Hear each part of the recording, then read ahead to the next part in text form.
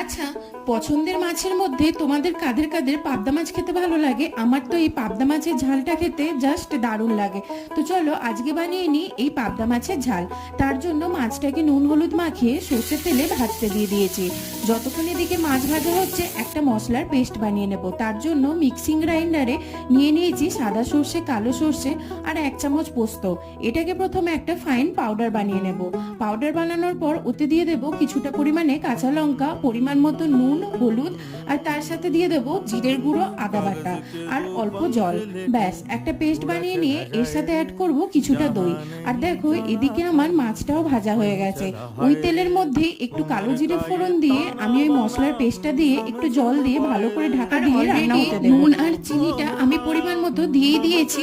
আর আমার এদিকে ঝোলটা একদম রেডি হয়ে গেছে। মাছগুলো দিয়ে কাঁচা লঙ্কা দিয়ে উপর থেকে সর্ষের তেল ছড়িয়ে পরিবেশন করলাম পাবদা মাছের ঝাল।